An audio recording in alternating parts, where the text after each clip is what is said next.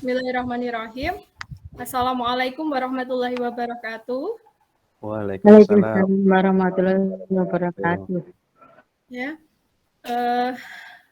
pertama-tama marilah kita panjatkan puji syukur atas kehadirat Allah Subhanahu wa Ta'ala, di mana pada siang hari ini kita masih diberi nikmat sehat full dalam acara diseminasi budaya positif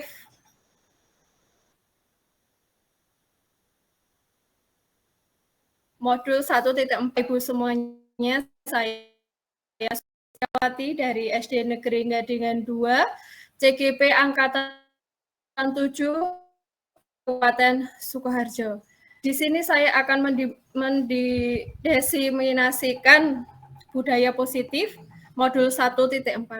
Bapak Ibu, untuk mempersingkat waktu, perkenankan saya memulai acara ini.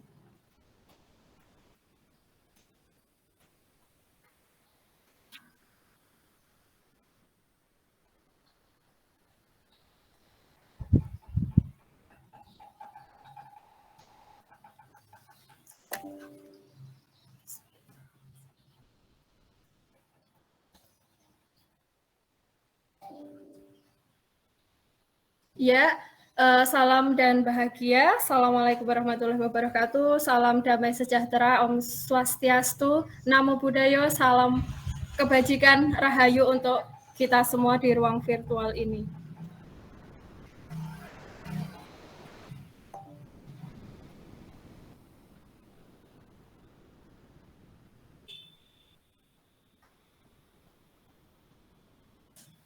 Langsung saja kita masuk ke dalam diseminasi aksi nyata modul 1.4 budaya positif. Ini saya, Sulistiawati, tadi di depan sudah saya perkenalkan, dan langsung saja agenda pada siang hari ini adalah pembukaan, kemudian pemahaman tentang budaya positif, berbagi pengalaman, tanya jawab, dan penutup. Bapak Ibu, untuk memulai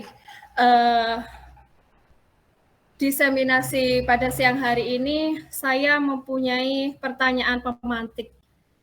Apakah Bapak Ibu setuju atau tidak setuju dengan pertanyaan berikut? Yang pertama, hukuman dapat mendisiplinkan anak. Apakah Bapak Ibu setuju dengan pernyataan ini? Setuju. Kemudian yang kedua, pemberian hukuman dengan hal positif seperti membaca atau membersihkan halaman sekolah dapat meningkatkan disiplin anak. Setuju ya. Dapat. Terima kasih. Memberi penghargaan dapat meningkatkan motivasi belajar anak. Apakah Bapak Ibu setuju dengan pernyataan berikut? Setuju. Setuju.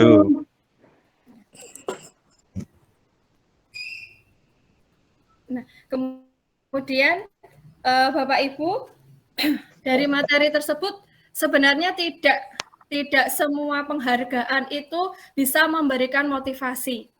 Ternyata penghargaan itu juga bisa memberikan hukuman. Dan untuk materi yang untuk penghargaan yang menghukum itu nanti ada di dalam materi. Ini hanya sebagai pertanyaan pemantik. Kemudian materi budaya positif di sini, yang pertama adalah disiplin positif dan nilai-nilai kebajikan universal.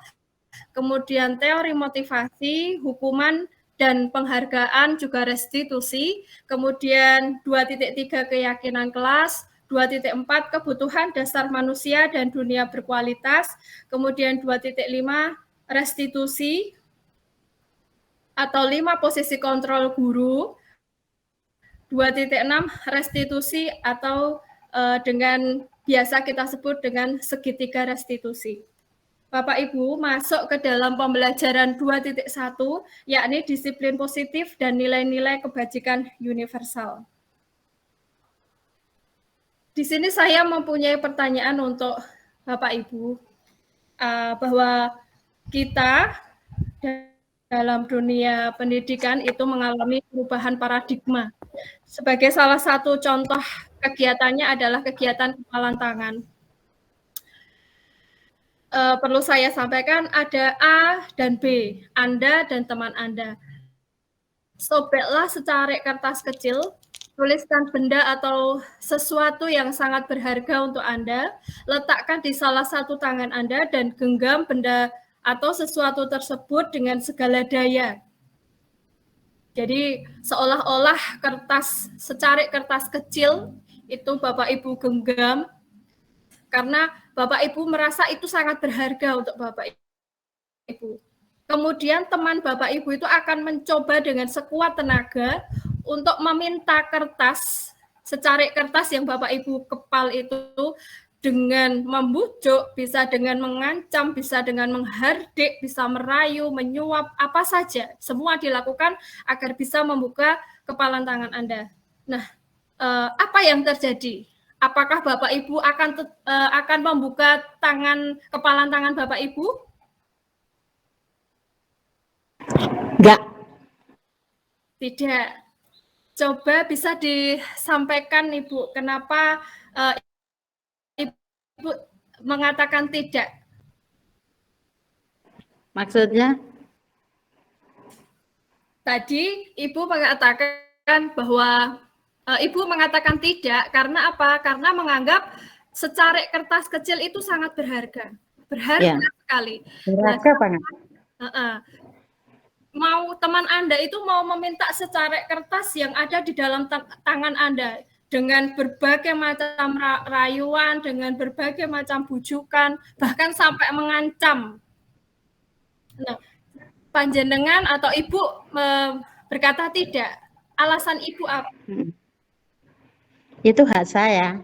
Jadi itu hak, saya tidak mau hak saya diganggu. Oh iya. Itu. Iya, siap. Nggak, ulama tidak boleh tahu. Iya, siap. Terima kasih Ibu. Ya, itu artinya apa? Artinya segala sesuatu yang mengontrol itu bukan orang lain. Segala sesuatu yang ada di dalam diri Bapak Ibu itu yang mengontrol adalah diri Bapak Ibu masing-masing. Mau Bapak Ibu dibujuk dengan modal apapun, diancam, dihardik, dirayu, disuap dalam bentuk apapun, jikalau Bapak Ibu teguh dengan pendirian Bapak Ibu, maka itu tidak akan menjadikan masalah bagi Bapak Ibu. Artinya apa? Teori kontrol ini bahwa kita itu yang mengontrol diri kita sendiri itu bukan orang lain, akan tetapi diri kita sendiri. Baik Bapak Ibu, kita lanjutkan. Nah, di sini ada ilusi kontrol. Yang pertama adalah ilusi guru mengontrol murid. Nah, kita dahulu ya, kita mempunyai pemikiran bahwa guru itu bisa mengontrol murid. Nah, kita bisa memaksa murid untuk melakukan sesuatu, untuk memilih sesuatu, atau tidak melakukan sesuatu. Nah, itu dulu. Tetapi pada dasarnya, itu hanya ilusi. Karena kontrol itu tetap pada diri murid masing-masing. Yang kedua, ilusi bahwa kritik dan membuat orang merasa bersalah dapat menguatkan karakter. Itu adalah ilusi kontrol yang salah. Kemudian ilusi bahwa semua penguatan positif itu efektif dan bermanfaat, itu juga salah. Kemudian ilusi bahwa orang dewasa memiliki hak untuk memaksa, itu juga salah. Karena kembali lagi ke teori kontrol bahwa segala sesuatu yang kita lakukan itu atas kuasa kita masing-masing. Nah, di sini ditanyakan ya Bapak Ibu, siapa sesungguhnya yang memiliki kontrol? Dari penjelasan tadi sudah didapatkan jawaban bahwa yang memiliki kontrol itu adalah diri kita masing-masing. Kemudian di sini ada stimulus respon dan perbedaan stimulus respon dan juga teori kontrol pilihan. Kita dari stimulus respon, kita mencoba mengubah orang agar berpandangan sama dengan kita. Tetapi di dalam teori kontrol atau pilihan, kita berusaha memahami pandangan orang lain tentang dunia. Kemudian yang kedua, perilaku buruk dilihat sebagai suatu kesalahan. Nah, semua perilaku itu memiliki tujuan. Orang lain bisa mengontrol saya menurut stimulus respon, tetapi menurut teori kontrol hanya Anda atau hanya kita yang bisa memiliki atau mengontrol diri kita masing-masing. Kemudian menurut stimulus respon, saya bisa mengontrol orang lain. Menurut teori kontrol atau pilihan, saya tidak bisa mengontrol orang lain. Kemudian menurut stimulus respon, pemaksaan ada pada saat bujukan gagal. Kemudian menurut teori kontrol atau pilihan, kolaborasi dan konsensus menciptakan pilihan-pilihan baru. Kemudian model stimulus respon, model berpikir menang atau kalah. Tetapi di dalam teori kontrol atau pilihan itu modelnya menang dan menang.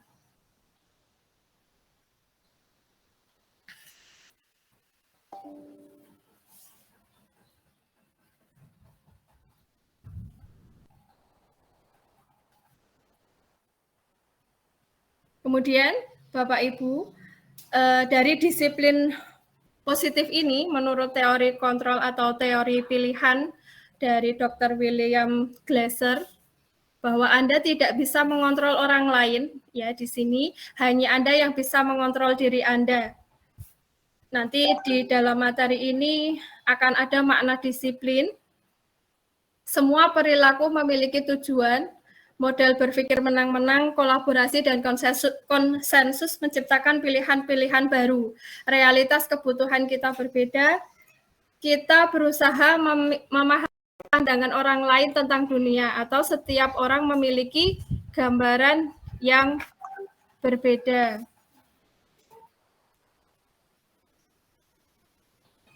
Kemudian, kita langsung saja nggih Bapak Ibu. Apakah pengertian dari disiplin?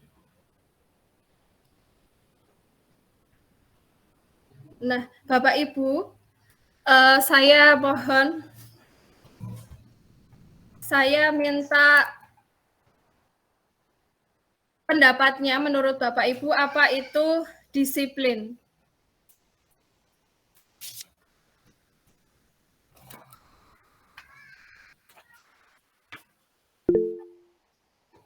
Iya, Bu Ari, dipersilahkan. Menurut saya, Waktu.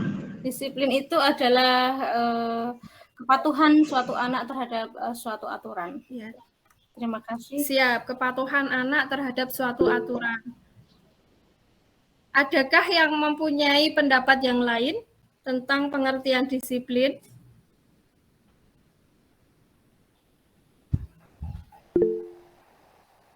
Iya, silahkan Bu Rizky. Disiplin itu suatu kondisi yang tercipta dan terbentuk melalui suatu proses dari serangkaian perilaku yang menunjukkan nilai-nilai ketaatan atau kepatuhan terhadap suatu peraturan. Ya, terima kasih Bu Rizky atas pendapatnya. Luar biasa sekali ya pendapat yang disampaikan oleh Ibu Rizky. Baik, saya lanjutkan ke dalam materinya.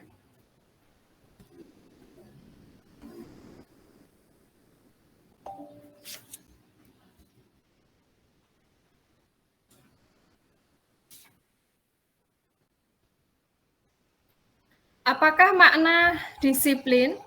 Nah, dalam budaya kita, makna kata disiplin telah berubah menjadi sesuatu yang dilakukan seseorang pada orang lain untuk mendapatkan kepatuhan. Ya, itu dulu. Kecenderungan umum adalah menghubungkan kata disiplin dengan ketidaknyamanan, bukan dengan apa yang kita hargai atau pencapaian suatu tujuan yang mulia. Nah, dulu ya atau pemikiran kita disiplin itu adalah berkaitan dengan tata tertib, dengan teratur dan kepatuhan kepada peraturan. Padahal disiplin itu sesuatu yang dilakukan disiplin itu di sini disampaikan membuat orang menggali potensinya menuju sebuah tujuan yang dihargai oleh orang tersebut. Kemudian disiplin yang kita terapkan di sekolah ataupun tidak hanya di sekolah ya, disiplin itu kita terapkan di mana saja. Untuk apa? Untuk memperoleh atau untuk mencapai nilai-nilai kebajikan universal. Nah, nilai-nilai kebajikan universal itu apa saja? Di dalam sekolah kita atau di dalam era kita saat ini, kita mengenal atau sudah mulai mengimplementasikannya ke dalam sekolah kita, pembelajaran kita, yakni profil pelajar Pancasila. Bapak Ibu, tentu di sekolah Bapak Ibu sudah banyak dipasang atau ada beberapa dipasang poster profil pelajar Pancasila. Bisa Bapak Ibu sebutkan profil pelajar Pancasila, minta tolong Bapak Ibu salah satu.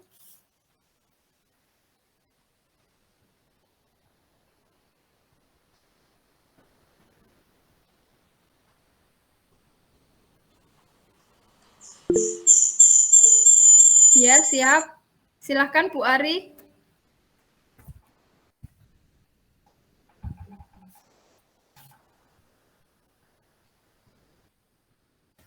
Silakan Bu Ari.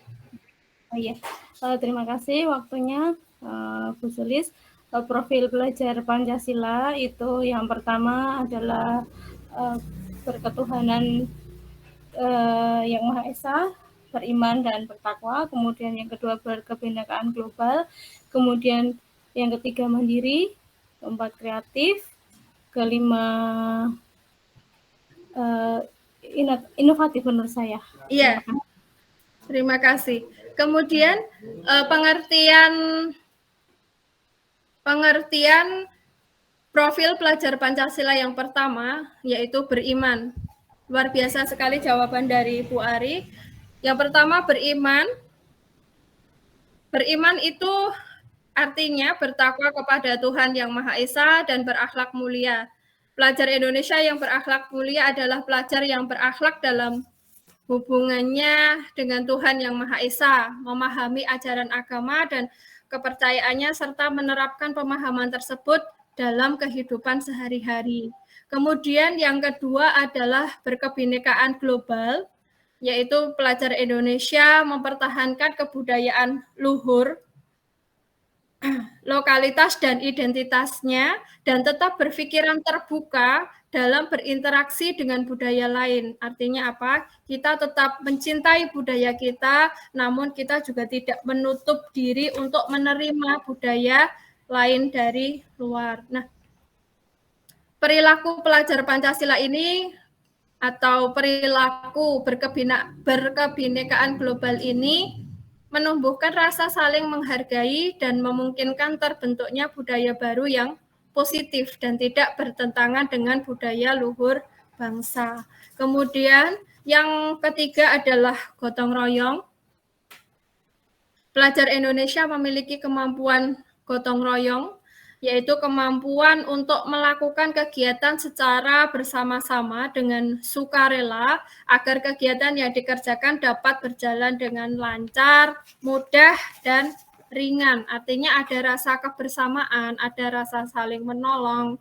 Nah, di situ dimunculkan di dalam profil pelajar Pancasila. Kemudian yang keempat adalah mandiri. Selain bergotong royong, kita juga diharapkan bisa memunculkan profil pelajar Pancasila yaitu mandiri. Mandiri itu apa? Mandiri itu bertanggung jawab atas proses dan hasil belajarnya. Yang selanjutnya kita juga harus berpikir kritis atau bernalar kritis. Artinya pelajar Pancasila mampu secara objektif memproses informasi baik kualitatif maupun kuantitatif membangun keterkaitan antara berbagai informasi, menganalisis informasi, mengevaluasi, dan menyimpulkan. Jadi sebagai pelajar Pancasila itu diharapkan anak-anak itu mampu ya menerima informasi, kemudian menganalisis informasi yang diterima, kemudian mengevaluasi dan menyimpulkannya. Yang keenam adalah kreatif. Pelajar Pancasila yang kreatif mampu memodifikasi dan menghasilkan sesuatu yang orisinal, bermakna, bermanfaat, dan berdampak. Bapak Ibu, demikian eksplorasi konsep disiplin positif dan nilai kebajikan. Untuk selanjutnya adalah teori motivasi, hukuman, dan penghargaan.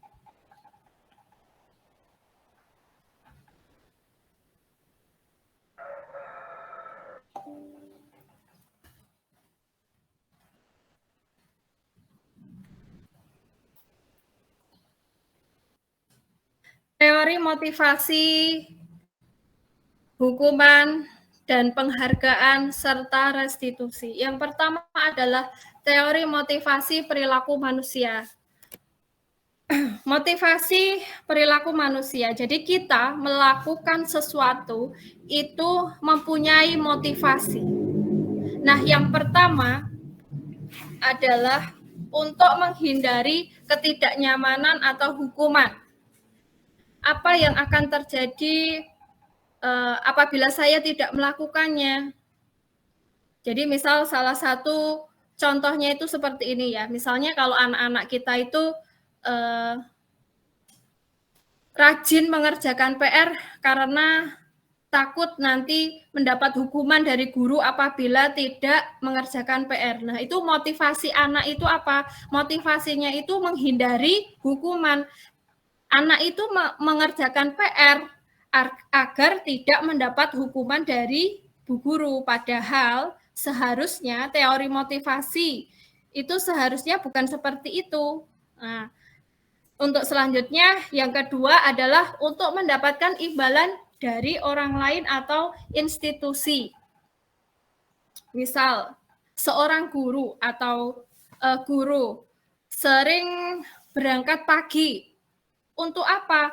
Untuk mendapat penghargaan dari pimpinannya atau dari kepala sekolah sekolah tersebut. Nah, itu berarti guru tersebut tidak melakukan perilaku tersebut untuk menghargai diri sendiri, tetapi untuk apa? Untuk mendapatkan imbalan atau untuk mendapatkan penghargaan dari pimpinan. Nah, yang ketiga, nah ini yang sebaiknya kita terapkan di dalam kehidupan kita sehari-hari, yaitu motivasi untuk melakukan sesuatu itu apa? Yaitu untuk menghargai diri sendiri.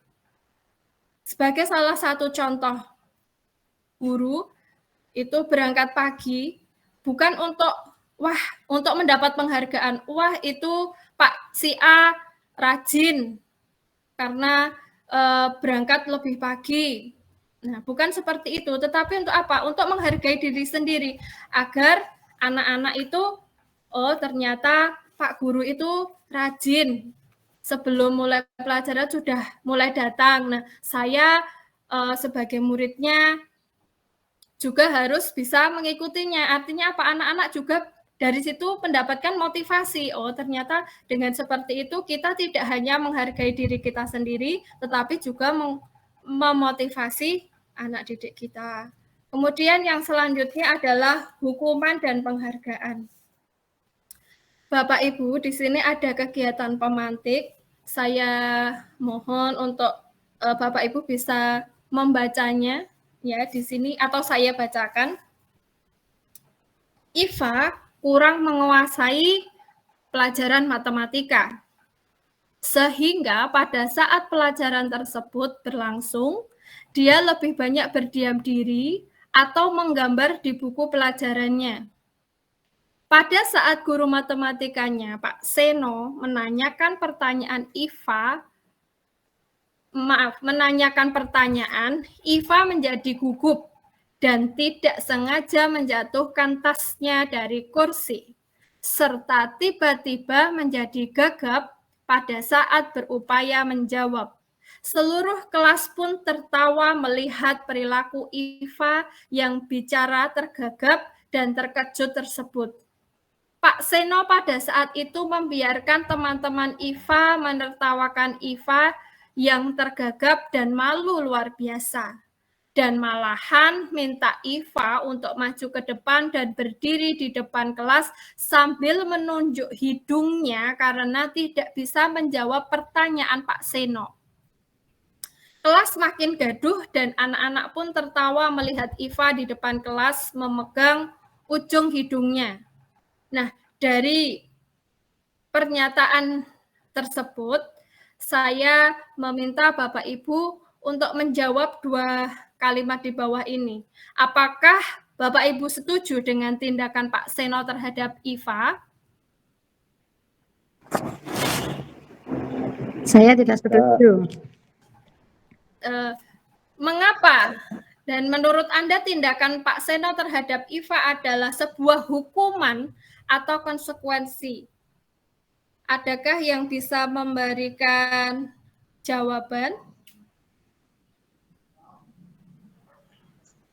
Jadi Pak Seno ini malah mempermalukan Iva di depan teman-temannya.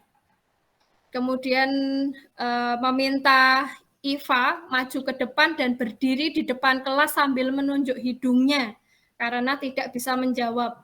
Dari pernyataan itu, menurut Bapak Ibu, itu sebuah hukuman atau sebuah konsekuensi?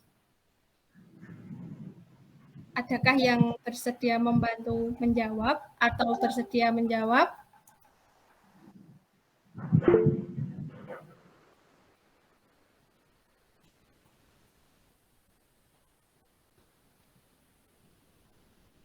Sebuah hukuman tapi kurang pas. Sebuah hukuman tapi kurang pas. Luar biasa sekali. Terima kasih Pak Susanto atas jawabannya. Bisa menurunkan mental anak. Oh iya, betul. Bisa menurunkan mental anak. Luar biasa. Iya. Terima kasih Pak Susanto atas jawabannya. Betul ya. Jadi tindakan Pak Seno ini adalah sebuah hukuman, bukan sebuah konsekuensi. Karena apa? Secara tiba-tiba kegiatan itu dilakukan secara tiba-tiba dan tidak ada kesepakatan antara guru dan anak. Jadi anak dipaksa untuk melakukan tindakan tersebut, berdiri di depan kelas sambil menunjuk hidungnya. Nah, ini adalah sebuah hukuman. Luar biasa, terima kasih Pak Susanto. Dan yang selanjutnya di sini adalah pengertian hukuman, konsekuensi, dan restitusi. Hukuman itu bersifat tidak terencana seperti yang dilakukan oleh Pak Seno tadi atau tiba-tiba. Murid tidak tahu apa yang akan terjadi dan tidak dilibatkan. Kemudian ada konsekuensi. Konsekuensi itu adalah sesuatu yang sudah terencana atau sudah disepakati, sudah dibahas dan disetujui oleh murid dan guru. Umumnya bentuk-bentuk konsekuensi itu dibuat oleh guru atau sekolah, dan murid sudah mengetahui sebelumnya konsekuensi yang akan diterima bila ada penghargaan. Jadi misalnya begini Bapak Ibu, misalnya kegiatan sholat zuhur berjamaah. Nah, peraturannya adalah anak-anak membawa mukena atau alat-alat beribadah. Tetapi apabila ada anak yang tidak membawa mukena atau membawa alat ibadah, itu dibuat kesepakatan dengan anak. Anak-anak kalau misalnya tidak membawa alat ibadah, nanti anak-anak akan melakukan apa? Misalnya yang pertama, misalnya sholat sendiri setelah teman-teman selesai, atau bisa juga membersihkan masjid atau menyapu masjid. Tapi itu dibentuk atas bentuk konsekuensi, bukan sebagai salah satu bentuk hukuman. Nah, itu salah satu contohnya. Kemudian yang ketiga adalah restitusi, merupakan proses kolaboratif yang mengajarkan murid untuk mencari solusi dari masalah mereka dan membantu murid berpikir tentang orang seperti apa atau mereka itu ingin menjadi seperti apa dan bagaimana mereka harus memperlakukan orang lain. Jadi misalnya seperti ini Bapak Ibu, ada anak membuang sampah sembarangan. Nah, seharusnya hal itu kan tidak dilakukan di dalam sekolah. Nah, dalam proses restitusi itu kita tidak langsung serta-merta memberikan hukuman, akan tetapi kita bisa memberikan bimbingan kepada anak tersebut, meyakinkan anak tersebut bahwa memang setiap orang itu bisa melakukan sebuah kesalahan, tetapi apakah kita akan menanyakan kepada anak tersebut apakah membuang sampah sembarangan itu merupakan hal yang baik. Nah, terus kita bimbing anak tersebut untuk menemukan apa yang seharusnya anak tersebut lakukan. Misalnya kalau ditanya jawabannya tidak baik, Bu. Nah, sebaiknya seperti apa? Keyakinan kelas atau keyakinan sekolahnya seperti apa untuk menjaga kebersihan misalnya. Nah, itu kita bimbing anak tersebut untuk sampai pada titik tersebut. Jadi membantu anak menjadi seperti yang mereka inginkan. Nah, Bapak Ibu, di sini ada 7 tindakan guru. Nah, saya mohon atau saya minta kepada Bapak Ibu untuk memperhatikan. Nah, itu termasuk hukuman atau konsekuensi. Misalnya, mencatat 100 kali di dalam buku kalimat, saya tidak akan terlambat lagi karena terlambat ke sekolah. Nah, itu termasuk hukuman atau konsekuensi. Lari mengelilingi lapangan basket 2 kali karena terlambat hadir di sekolah, itu termasuk hukuman atau konsekuensi. Bisa Bapak Ibu tuliskan jawabannya terlebih dahulu.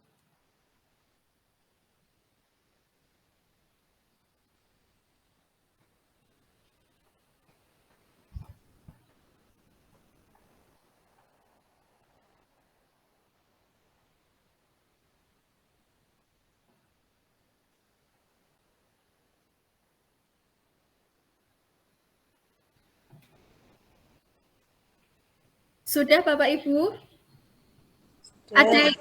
Ada yang berani atau berkenan menjawab? Ya.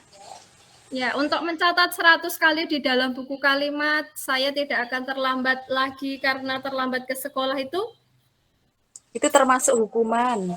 Oke, termasuk hukuman. Terus kemudian lari mengelilingi lapangan basket 2 kali karena terlambat hadir di sekolah? Termasuk hukuman juga. Ya, siap. Murid diminta untuk push up 15 kali karena tidak menggunakan masker ke sekolah. Iya, termasuk hukuman. Lebih-lebih itu termasuk hukuman fisik. Oh, ya. Terus menggantikan kertas tugas teman yang telah dicoret-coret. Itu sepertinya konsekuensi. Konsekuensi. Membersihkan tumpahan air di meja tulis karena tersenggol pada saat belajar. Konsekuensi. Murid disuruh untuk mengenakan sepatu seharian di sekolah karena tidak mengenakan sepatu hitam. Hukuman. Lari mengelilingi lapangan basket 2 kali karena terlambat 10 menit untuk pelajaran PJOK. Hukuman atau konsekuensi? Hukuman. Tinggal kesepakatan bersama. Kalau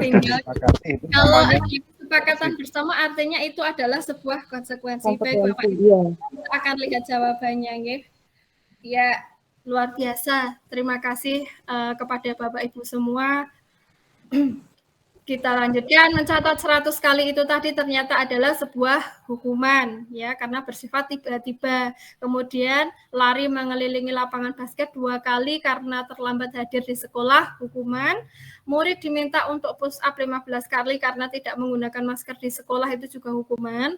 Kemudian menggantikan kertas tugas teman yang telah dicoret-coret, itu konsekuensi, ya, karena sudah mencoret-coret kertas tugas, maka sebagai konsekuensinya harus menggantikan. Kemudian membersihkan tumpahan air di meja tulis juga sebuah konsekuensi, murid disuruh untuk tidak mengenakan sepatu seharian. Nah, itu jelas pasti sebuah hukuman. Lari mengelilingi lapangan basket 2 kali karena terlambat 10 menit. Nah, seperti yang disampaikan oleh Pak Susanto tadi, itu adalah sebuah konsekuensi. Terima kasih Bapak Ibu. Kita lanjutkan. Perbedaan hukuman dan konsekuensi. Hukuman itu adalah sesuatu yang menyakitkan dan harus terjadi. Sedangkan konsekuensi itu sesuatu harus terjadi karena sudah ada kesepakatannya. Kemudian hukuman membuat anak sakit, baik fisik maupun hati untuk jangka waktu yang lama. Sedangkan konsekuensi itu membuat anak merasa tidak nyaman dalam jangka waktu pendek. Nah, biasanya kalau anak-anak dapat hukuman itu sakit hatinya bisa sampai gede. Bisa sampai lulus sekolah itu masih merasa sakit hati. Karena saya sendiri pernah merasakan sakit hati karena dihukum oleh guru. Nah. Jadi juga pernah. Oh iya, terima kasih. Kemudian hukuman itu anak menjadi membenci kedisiplinan. Sedangkan konsekuensi anak menghargai disiplin. Kemudian hukuman itu bersifat memaksa, sedangkan konsekuensi bersifat stimulus dan tanggapan. Hukuman mendorong anak menyakiti diri sendiri, sedangkan konsekuensi mendorong anak agar mudah menyesuaikan diri. Hukuman itu konsep diri yang buruk, sedangkan konsekuensi itu konsep diri yang baik.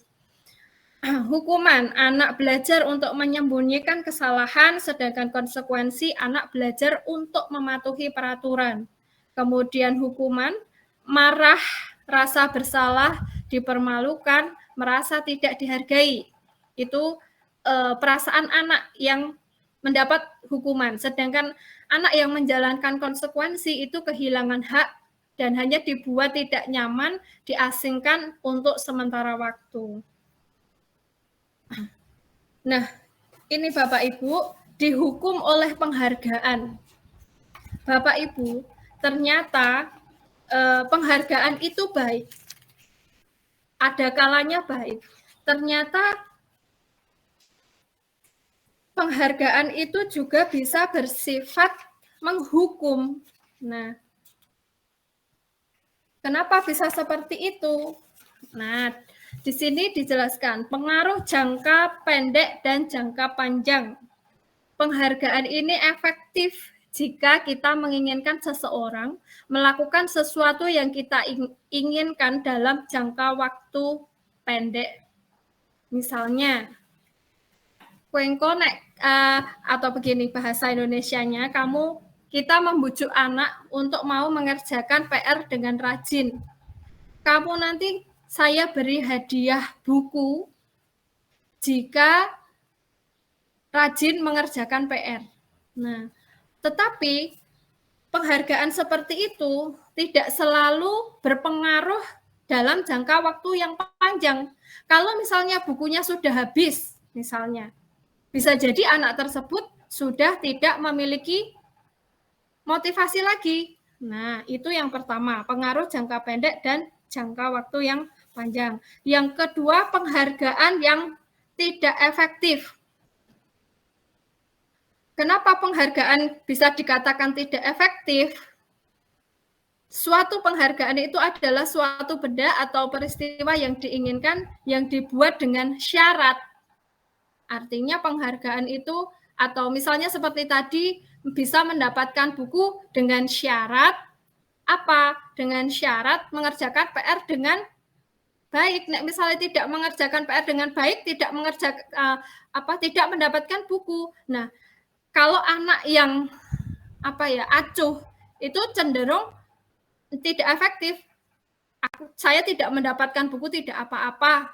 Aku malas garap PR. Nah, misalnya seperti itu. Kemudian yang selanjutnya adalah penghargaan merusak hubungan.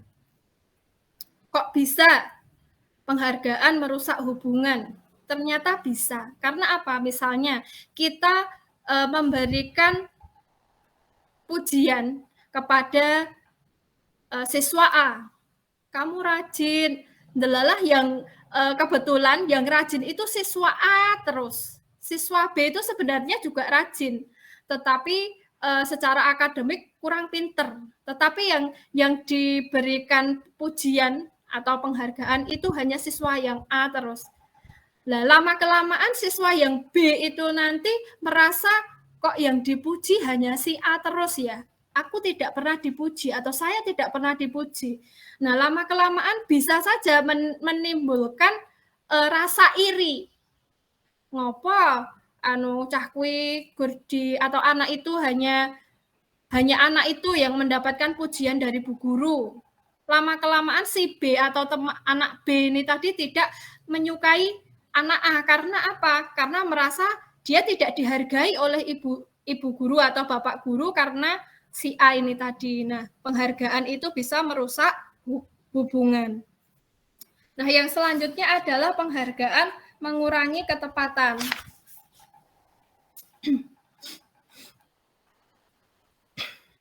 Nah, misalnya di sini ada sebuah riset ya, dalam sebuah percobaan sekelompok anak laki-laki berusia sekitar 9 tahun diminta untuk melihat gambar-gambar wajah yang ditampilkan di layar dan mereka harus memberitahukan jika wajah-wajah tersebut sama atau berbeda. Ternyata gambar-gambar tersebut hampir sama. Beberapa dari mereka diberi penghargaan dalam bentuk uang pada saat mereka memberikan jawaban benar, sementara sebagian yang lain tidak. Jadi misalnya di sini ada sebuah riset, di anak-anak ditampilkan 2 gambar yang hampir bersamaan. Kemudian ditanya anak-anak ini tadi, apakah wajah yang ditampilkan itu tadi sama atau berbeda? Nah, ternyata ada yang menjawab sama, ada yang menjawab berbeda. Nah, ternyata jawabannya adalah sama. Nah, yang menjawab sama ini tadi banyak, misalnya 20 anak. Nah, sedangkan yang diberi hadiah itu hanya separuhnya, 10 anak. Nah, artinya penghargaan itu mengurangi ketepatan. Seharusnya yang mendapatkan penghargaan tidak hanya yang 10 anak, 20 anak yang menjawab sama itu tadi juga harus mendapatkan penghargaan. Dan kemudian penghargaan menurunkan kualitas. Nah, di sini sebagai salah satu gambarannya, sekelompok mahasiswa yang sedang mengerjakan kerja praktik di sebuah surat kabar universitas, saat itu mereka sedang belajar menuliskan sebuah artikel tentang sebuah judul berita utama. Nah, seiring waktu, mahasiswa tersebut semakin mampu bekerja dengan cepat. Kemudian ada beberapa mahasiswa yang dibayar untuk setiap judul berita utama yang mereka mampu hasilkan. Dan setelah beberapa lama, mahasiswa yang dibayar ini hasil kinerjanya berhenti berkembang. Mereka yang tidak menerima bayaran terus berupaya mengasah diri lebih baik. Maksudnya begini, jadi ada sekelompok mahasiswa sama-sama menulis artikel. Nah, artikel ini ada katakan 2 mahasiswa, yang satu sama-sama menulis artikel, yang satu dibayar oleh sebuah majalah itu tadi, yang satu tidak. Yang satu itu memang hobi menulis artikel. Mau diberi penghargaan ataupun tidak, itu sudah menjadi kebiasaan atau sudah menjadi hobi. Nah, tapi yang satunya itu mau menulis artikel kalau dibayar. Nah, kalau tidak dibayar, ya tidak mau menulis artikel. Nah, di sini penghargaan itu ternyata menurunkan kualitas. Yang tidak dibayar, mau dibayar ataupun tidak, saya suka menulis artikel. Mau ada imbalan atau tidak, saya tetap menulis artikel. Tetapi yang satunya, kalau tidak dibayar, saya tidak menulis artikel. Artinya apa? Penghargaan itu atau bayaran itu justru menurunkan kualitas. Yang selanjutnya adalah penghargaan mematikan kreativitas. Murid-murid diminta berpikir mengenai hadiah atau penghargaan yang bisa mereka dapatkan bila berhasil menulis sebuah puisi. Kreativitas kelompok-kelompok murid-murid ini menjadi berkurang dibandingkan dengan yang tidak diberitahukan tentang hadiah yang bisa mereka terima. Bapak Ibu, untuk mempersingkat waktu, saya hanya menyampaikan beberapa contoh saja. Yang selanjutnya penghargaan menghukum. Misalnya sebagai salah satu contohnya adalah penghargaan dalam sistem ranking. Nah, yang ranking 2 merasa terhukum karena apa? Kalah dengan ranking 1, nah, misalnya. Terus kemudian penghargaan mengurangi motivasi intrinsik. Kalau tidak diberi penghargaan, tidak melakukan sesuatu hal yang positif. Nah, itu misalnya. Kita lanjutkan. Nah, bagaimana kita memberikan apresiasi? Nah, apresiasi itu baik kita lakukan. Tapi yang pertama perlu diingat, yang pertama beri pengakuan atau penghargaan itu secara khusus. Yang kedua, beri pengakuan secara pribadi. Kemudian beri pengakuan kepada semua murid secara bergantian agar sama-sama memiliki motivasi. Kemudian beri pengakuan secara konsisten, tidak hanya sehari, 2 hari, 3 hari, tetapi konsisten dilakukan. Fokus pada proses. Yang selanjutnya yaitu restitusi. Nah, kita lanjutkan. Restitusi adalah proses menciptakan kondisi bagi murid untuk memperbaiki kesalahan mereka, sehingga mereka bisa kembali pada kelompok mereka dengan karakter yang lebih kuat. Restitusi juga merupakan proses kolaboratif yang mengajarkan murid untuk mencari solusi untuk masalah mereka dan membantu murid berpikir tentang orang seperti apa yang mereka ingin menjadi atau tujuannya itu seperti apa dan bagaimana mereka harus memperlakukan orang lain. Sedikit banyak restitusi ini sudah saya ulas di depan tadi. Ini tadi perbedaan antara hukuman, konsekuensi dan restitusi. Ini secara singkatnya, hukuman sesuatu yang menyakitkan harus terjadi, konsekuensi sesuatu yang harus terjadi, restitusi merupakan pilihan. Jadi anak masih bisa memilih tindakan apa yang harus anak-anak lakukan. Kemudian hukuman itu menyebabkan tidak nyaman untuk murid dalam jangka waktu yang panjang, sedangkan konsekuensi itu dalam jangka waktu yang pendek. Tetapi untuk restitusi itu menguatkan murid dalam jangka waktu yang panjang. Kemudian hukuman itu korban mendapatkan keadilan, terus konsekuensi korban bisa diabaikan.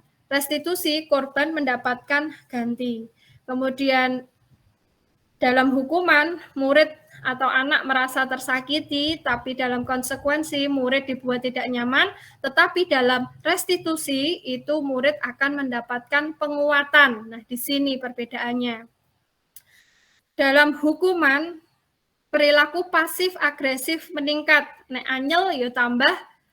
Nek kalau anak itu marah bisa menjadi diam atau menjadi menjadi seseorang yang sangat pemberontak. Nah, kemudian konsekuensi itu bisa memerlukan monitoring dan supervisi terus-menerus dari guru.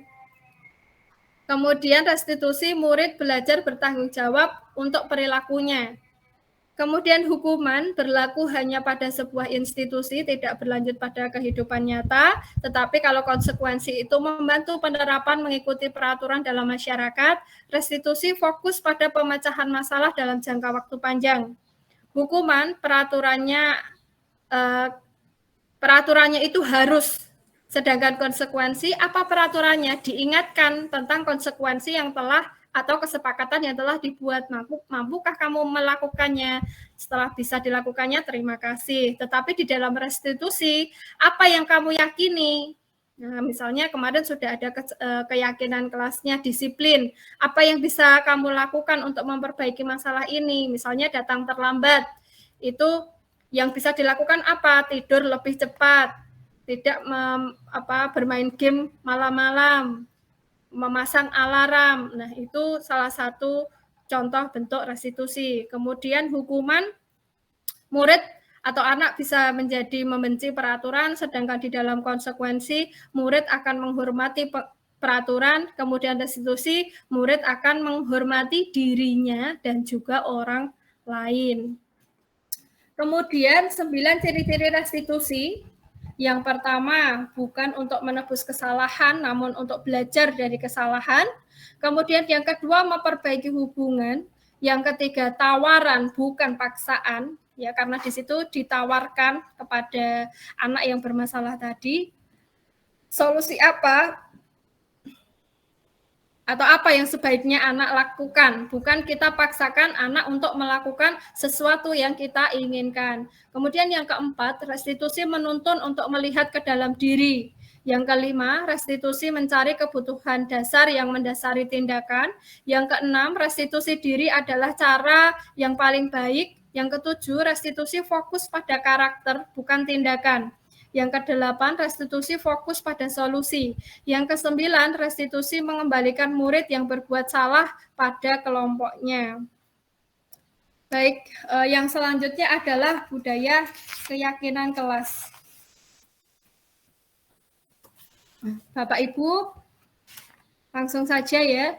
Nah, di sini ada peraturan kelas. Peraturan kelas seperti yang banyak kita temui di sekolah-sekolah itu banyak kayak peraturan kelas. Tentu peraturan kelas ini bersikap atau bersifat positif. Nah, peraturan kelas ada baiknya kita bentuk menjadi keyakinan kelas. Agar apa? Agar lingkungan sekolah kita itu menjadi lingkungan yang positif. Dengan adanya lingkungan yang positif, nanti akan terbentuk budaya yang positif pula. Nah, baik Bapak Ibu, di sini ada beberapa contoh peraturan, nggih. Ada selalu kembalikan buku ke tempatnya. Nanti bentuk keyakinan kelasnya itu seperti apa? Adakah yang berani menyampaikan pendapatnya?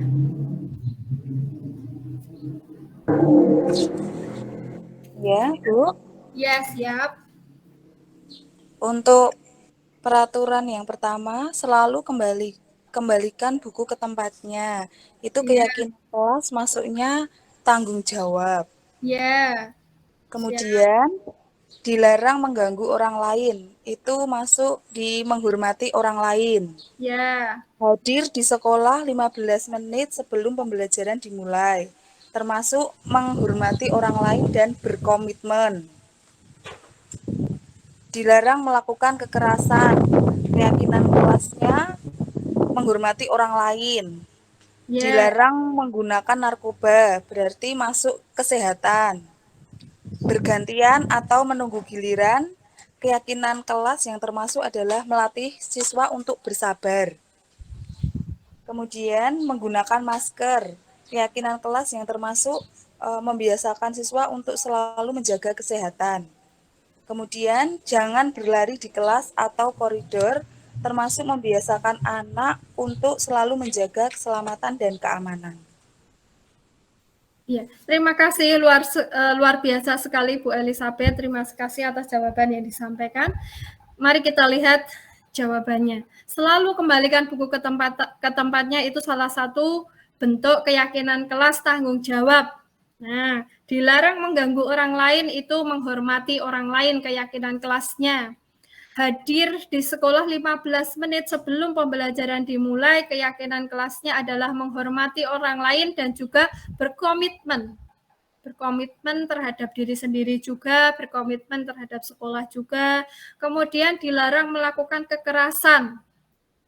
Ya, di sini ada keyakinan kelasnya itu keselamatan, menghormati orang lain. Dilarang menggunakan narkoba, keyakinan kelasnya kesehatan. Kemudian bergantian atau menunggu giliran, keyakinan kelasnya menghormati orang lain dan bersabar. Menggunakan masker, itu keyakinan kelasnya kesehatan dan keselamatan. Jangan berlari di kelas atau koridor, itu keyakinan kelasnya keselamatan dan keamanan. Ya, terima kasih. Itu tadi adalah salah satu contoh itu tadi pengertian dari keyakinan positif. Keyakinan kelas. Yang selanjutnya adalah kebutuhan dasar manusia.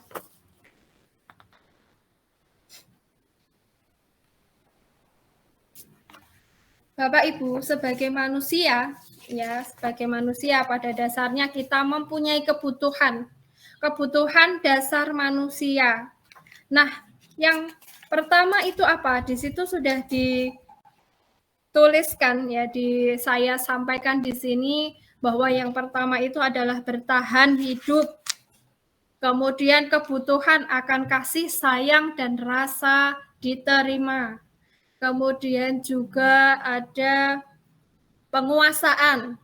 Penguasaan itu apa? Kebutuhan pengakuan atas kemampuan. Kemudian kebutuhan kebebasan, dan yang kelima itu adalah kesenangan. Bapak Ibu, kita masuk ke dalam pengertian bertahan hidup.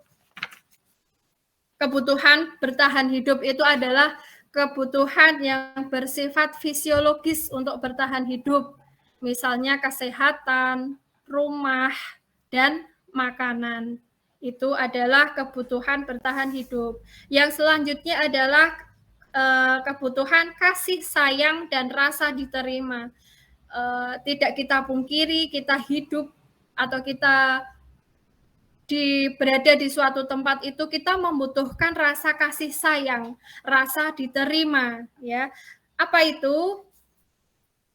Rasa kasih sayang dan rasa diterima itu adalah kebutuhan psikologis.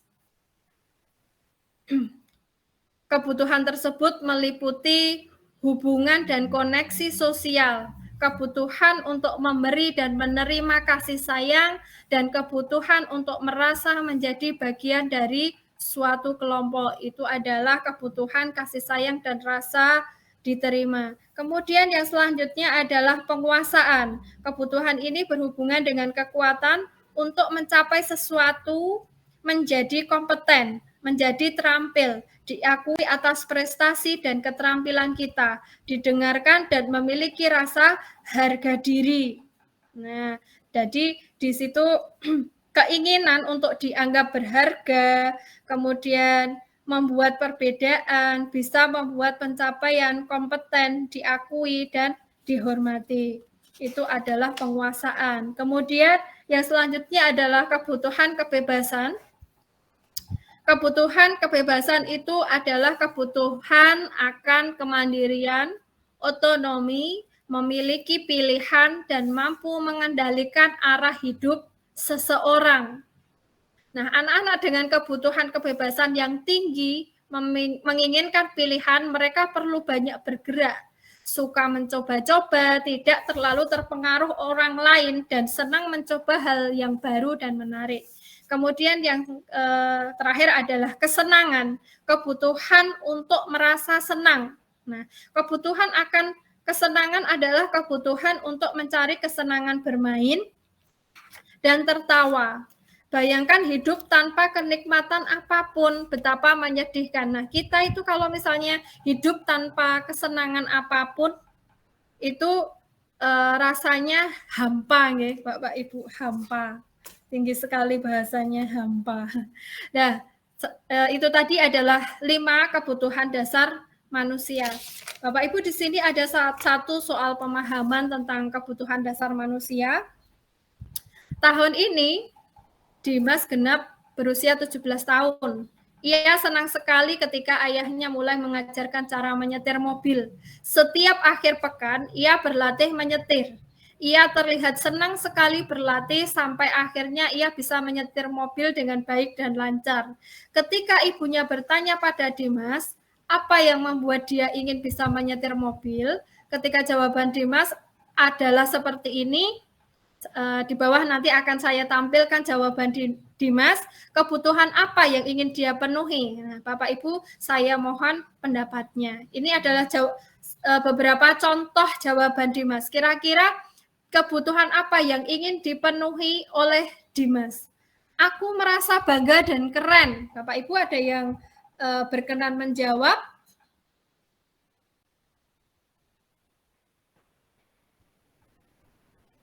Kira-kira apa? Aku merasa bangga dan keren. Itu kebutuhan apa?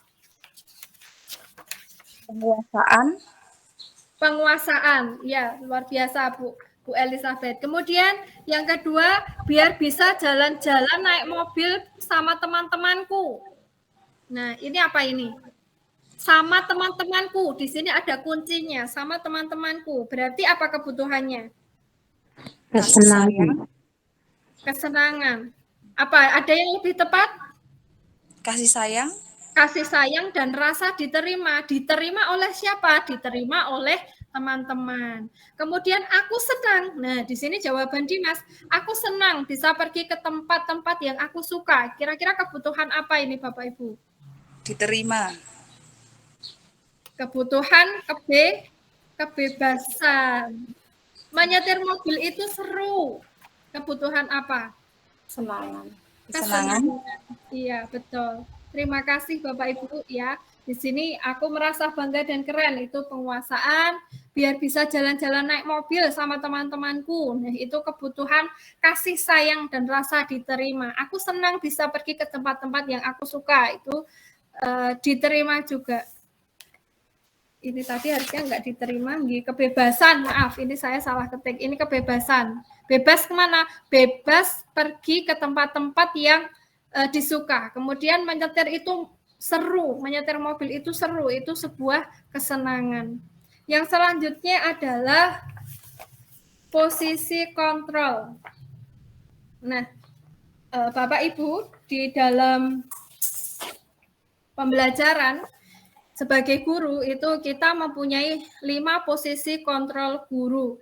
Yang pertama adalah sebagai penghukum, yang kedua pembuat merasa bersalah, yang ketiga itu sebagai teman, yang keempat sebagai pemantau, dan yang kelima adalah sebagai manajer. Sebagai penghukum. Nah, di sini guru itu bisa menggunakan hukuman fisik maupun verbal.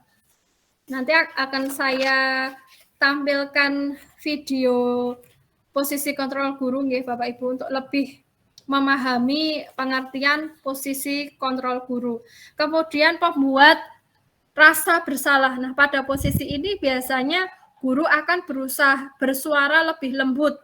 Pembuat rasa bersalah ini akan menggunakan keheningan yang membuat orang lain itu merasa tidak nyaman, merasa bersalah, atau rendah diri.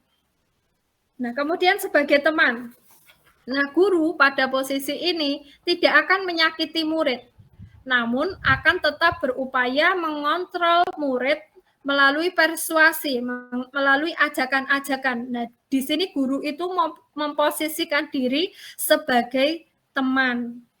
Kemudian pemantau itu artinya mengawasi. Nah, artinya pada saat kita itu mengawasi, kita bertanggung jawab atas perilaku orang-orang yang kita awasi. Nah, posisi pemantau ini berdasarkan pada peraturan-peraturan dan konsekuensi. Dengan menggunakan sanksi atau konsekuensi, kita dapat memisahkan hubungan pribadi kita dengan murid sebagai seorang yang menjalankan posisi pemantau. Yang kelima itu adalah posisi manajer, posisi di mana guru itu berbuat sesuatu bersama dengan murid, mempersilahkan murid mempertanggungjawabkan perilakunya, mendukung murid agar dapat menemukan solusi atas permasalahannya sendiri. Nah, ini adalah salah satu contoh penerapan 5 posisi kontrol guru. Bisa disaksikan.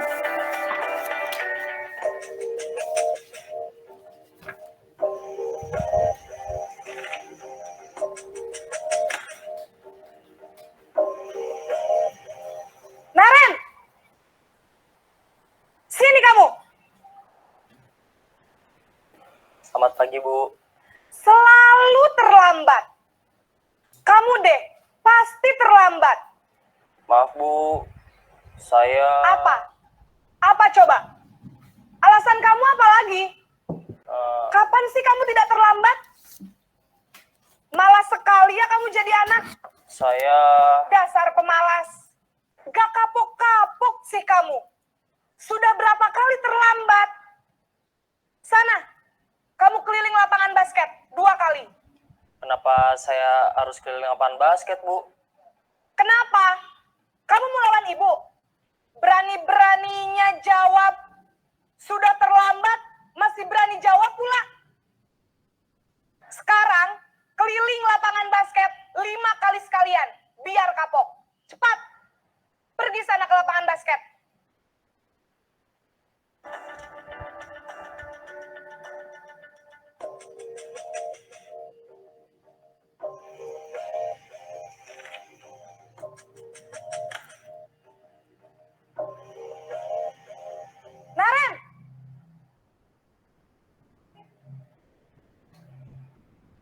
pagi, Bu. Naren. Kamu kenapa terlambat lagi, nak? Ya Tuhan, Naren. Kamu senang ya bikin ibu susah ya? Kalau kamu terlambat lagi, nanti ibu yang ditegur bapak kepala sekolah, nak. Disangka ibu tidak bisa membina kamu. Duh, gimana ini? Maaf, Bu. Duh, Gusti Naren. Kamu suka ya kalau ibu ditegur bapak kepala sekolah? Terus, sekarang ibu harus tulis apa ini di buku absen? Ini kamu sudah sering terlambat loh. Ibu harus apa coba? Maaf, Bu. Maaf sekali.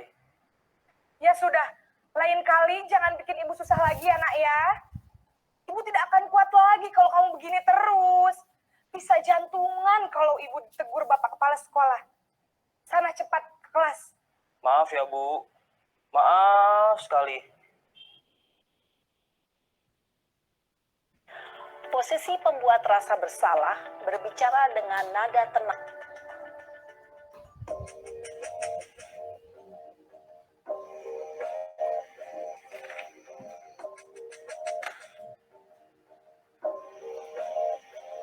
Naren!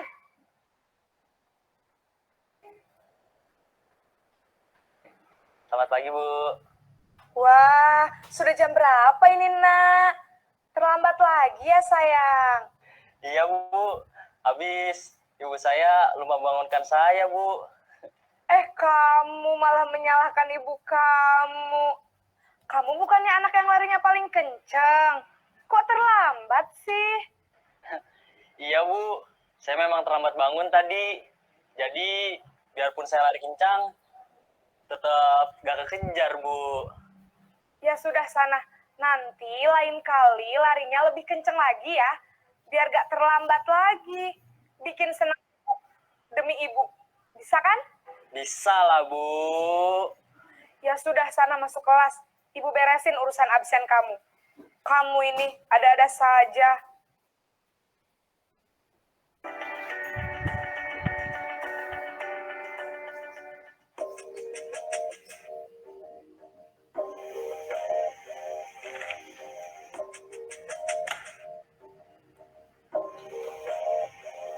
Naren!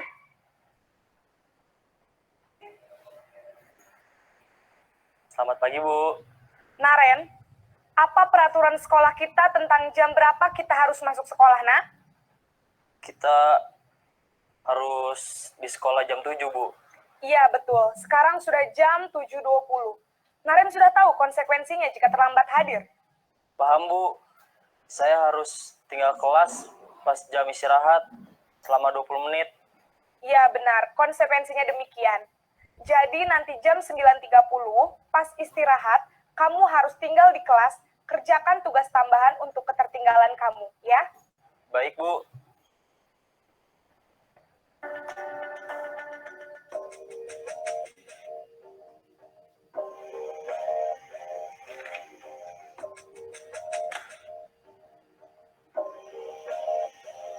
Naren!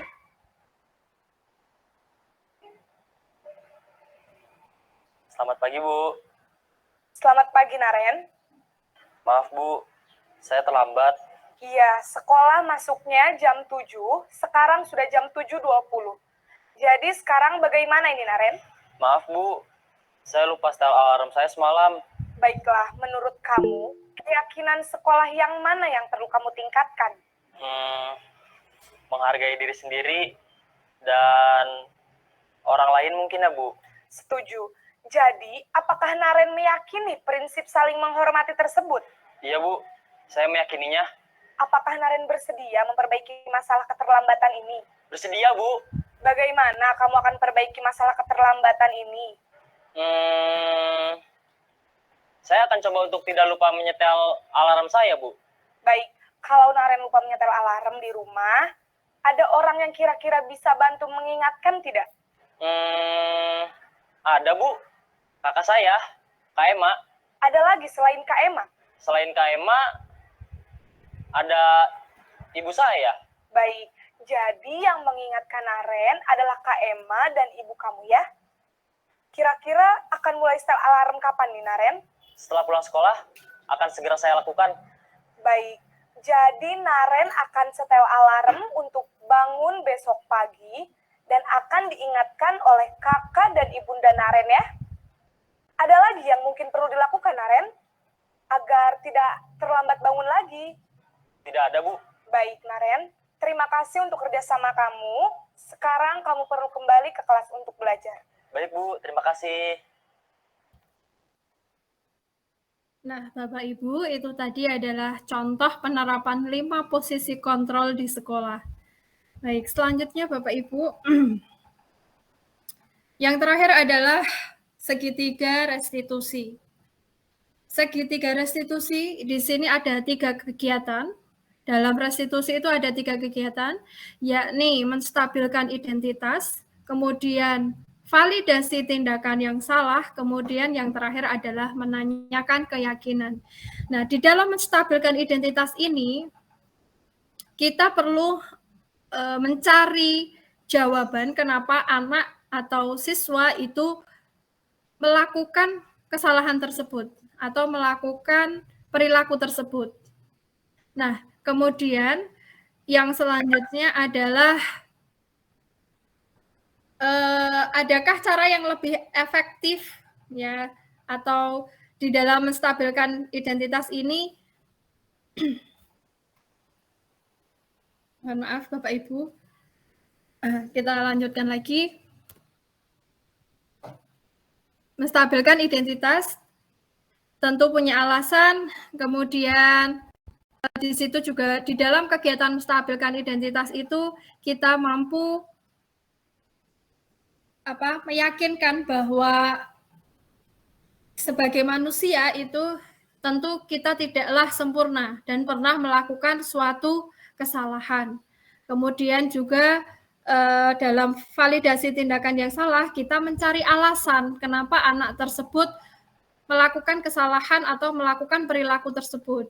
Kemudian menanyakan keyakinan. Nah, di dalam kegiatan menanyakan keyakinan ini, kita mengembalikan anak ke dalam keyakinan yang telah disepakati. Mengembalikan anak ke dalam keyakinan yang telah disepakati, kemudian juga mencari jalan keluar atau mencari penyelesaian dari masalah yang dihadapi oleh anak tersebut. Nah, Bapak Ibu, ini adalah contoh penerapan segitiga restitusi.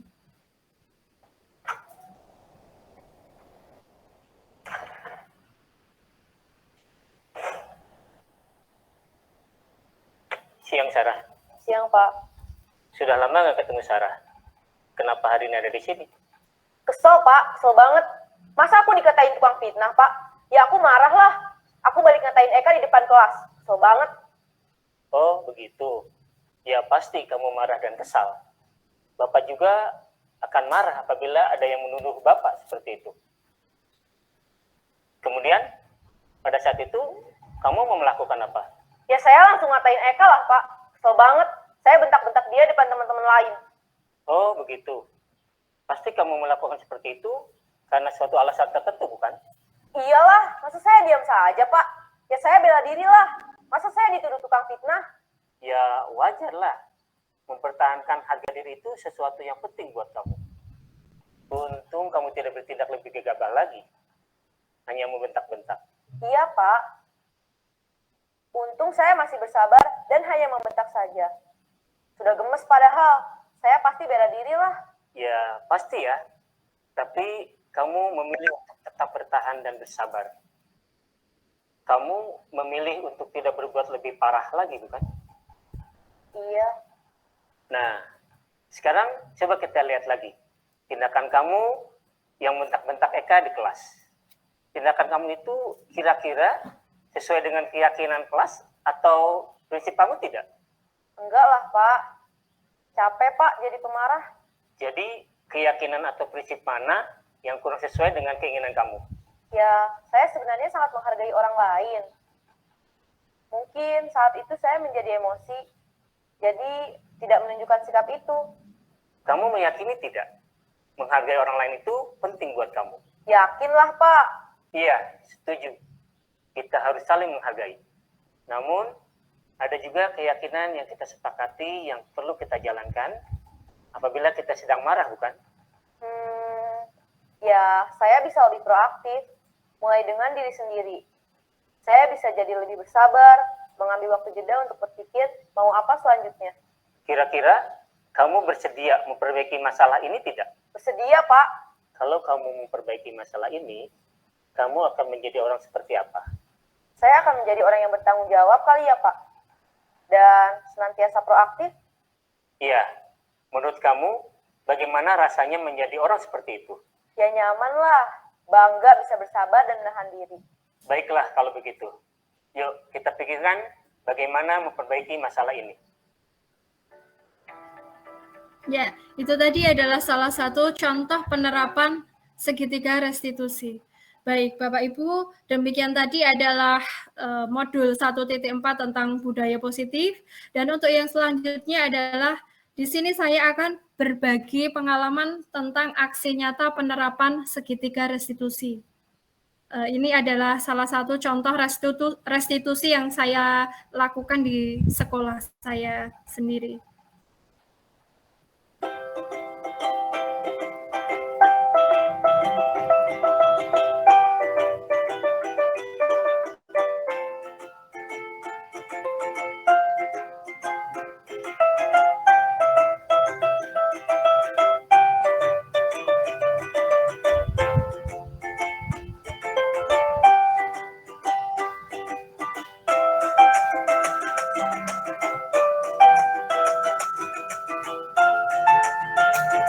Di sini kasusnya adalah siswa kelas 2 ini sering datang terlambat. Ya, selamat pagi Mas Denny. Tahu nggak kenapa dipanggil sama Bu Guru? Nggak tahu. Mas Denny sering tidak mengerjakan Maaf, PR. sering tidak mengerjakan PR. Iya.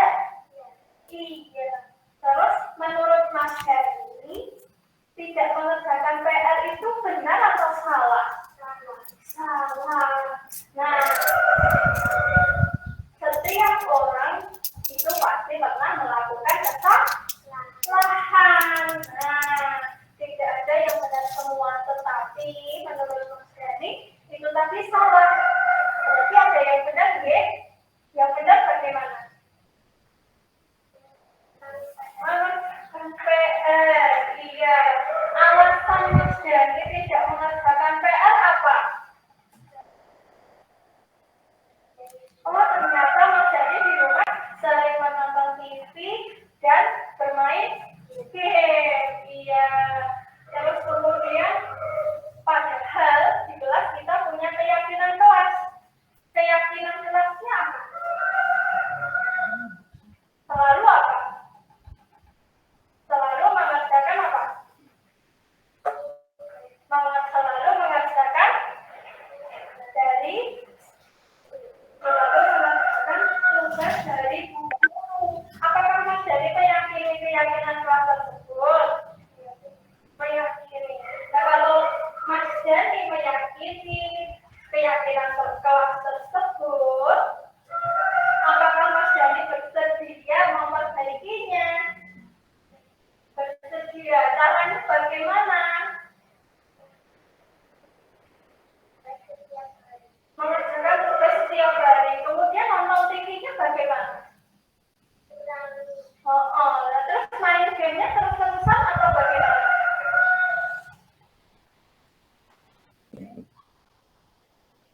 Terus dikurangi juga, iya betul. Jadi kalau Mas Denny mau memperbaiki, yang pertama Mas Denny apa tadi?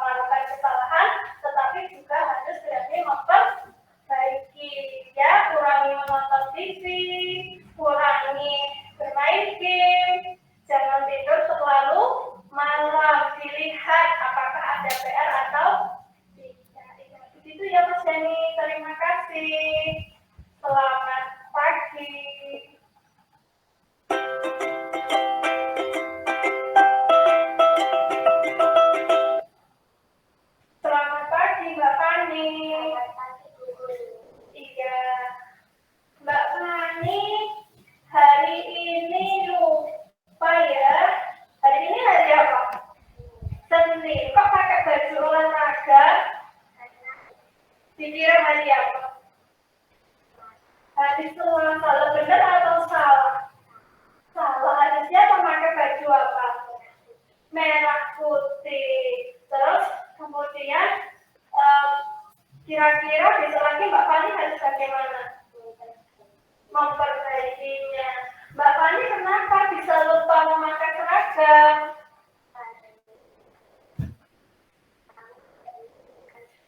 Malam tidak menyiapkan seragam atau tidurnya kemalaman? Iya apa?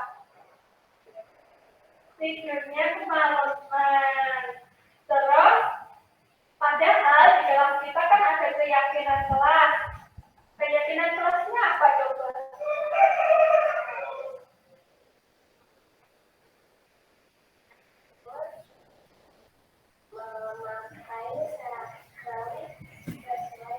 Harus memakai seragam sesuai jadwal. Nah, kalau Mbak Fani salah memakai seragam, berarti Mbak Fani sudah meyakini atau belum? Belum. Nah, Mbak Fani ingin meyakini atau tidak? Iya. Kalau ingin meyakini, apa yang akan Mbak Fani lakukan?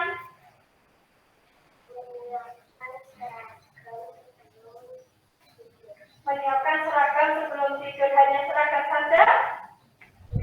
Apa lagi? Buku dan juga jadwal, oke?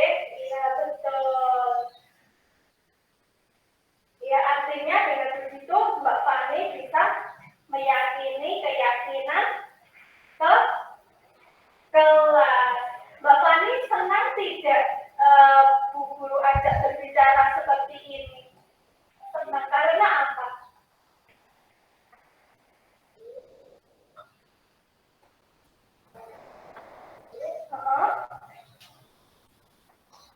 Cara memakai seragam sesuai jadwal. Iya, betul ya. Terima kasih ya Mbak Fani ya. Besok lagi memakai seragam sesuai jadwal. Terima kasih Mbak Fani. Selamat pagi. Nah, itu tadi Bapak Ibu contoh penerapan segitiga restitusi yang saya lakukan. Dan yang selanjutnya ini adalah tampilan yang terakhir atau berbagi pengalaman yang terakhir adalah aksi nyata penyusunan keyakinan kelas.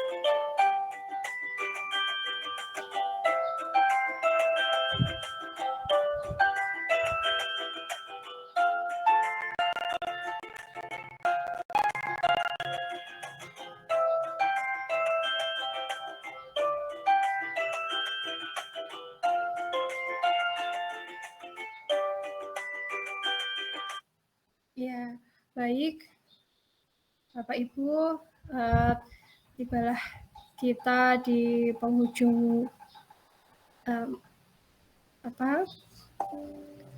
di penghujung acara, dan di sesi yang terakhir ini, adalah sesi tanya jawab. Monggo Bapak Ibu yang ingin memberikan pertanyaannya kepada saya, atau kita bisa saling berdiskusi di sini dalam beberapa waktu depan.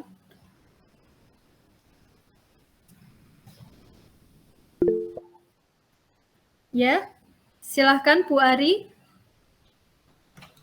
Terima kasih Bu Sulis atas pemaparannya, materinya sangat luar biasa sekali dan menginspirasi. Saya akan bertanya sedikit tentang restitusi. Tadi restitusi itu kan baik ya, kita tidak memberikan hukuman kepada anak, namun kita berusaha untuk anak itu biar menjadi lebih baik lagi, dan anak itu bisa menemukan solusinya sendiri dari apa yang kesalahan yang telah mereka buat dengan menanyakan keyakinannya. Namun tidak semua guru bisa melakukan restitusi tersebut. Nah, bagaimanakah caranya memberikan pengertian pada guru lain supaya dapat juga untuk mempraktekkan restitusi tersebut? Terima kasih.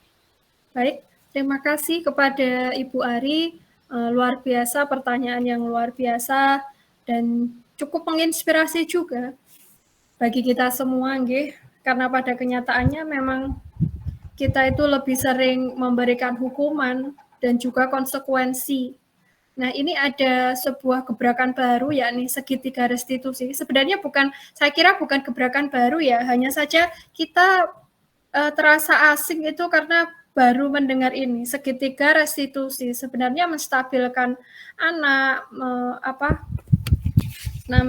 menstabilkan anak, validasi tindakan yang salah, menanyakan keyakinan, itu sudah sering kita lakukan, hanya saja tidak terprogram dengan baik. Nah, Bapak Ibu, bagaimana caranya agar guru-guru yang lain itu juga bisa menerapkan segitiga restitusi ini dalam pembelajaran sehari-hari? Nah, yang pertama tentu dengan seperti ini, yang pertama kita bisa memberikan diseminasi atau memberikan seperti diskusi bersama, memberikan pemaparan, memberikan pengertian apa itu segitiga restitusi, kemudian bagaimana cara melakukan segitiga restitusi, kemudian dengan salah satu caranya juga dengan memberikan aksi nyata kita. Jadi sebelum kita mengajak guru lain untuk melakukan segitiga restitusi ini, nah kita memberikan contoh dulu. Ini contohnya seperti ini Pak Bu. Nah, kita bisa menerapkannya. Kemudian kita tularkan ilmu yang sudah kita pelajari ini kepada Bapak Ibu guru sehingga bisa diimplementasikan di sekolah. Begitu Ibu Ari. Sudah cukup puaskah dengan jawaban yang saya berikan? Baik, terima kasih Bu Sulis atas jawabannya, sungguh sangat luar biasa dan saya sangat puas sekali. Dan mungkin nanti akan saya praktekkan di sekolah saya. Terima kasih. Siap. Terima kasih Ibu Ari. Bapak Ibu, adakah pertanyaan yang lain dari Bapak Ibu semuanya? Oke, Bapak Ibu, terima kasih atas waktu yang diluangkan untuk ruang diskusi ini, ruang diseminasi ini. Kiranya diseminasi ini memberikan pencerahan kepada Bapak Ibu dan juga memberikan motivasi tersendiri bagi Bapak Ibu tentang budaya positif di sekolah. Bapak Ibu, sebelum kita tutup acara pada sore hari ini, mari kita baca hamdalah bersama-sama. Mari kita baca bacaan hamdalah bersama-sama. Alhamdulillahirrahmanirrahim. Semoga bermanfaat Bapak Ibu. Ada kurang dan lebihnya saya mohon maaf. Wassalamualaikum warahmatullahi wabarakatuh. Waalaikumsalam Assalamualaikum warahmatullahi wabarakatuh. wabarakatuh.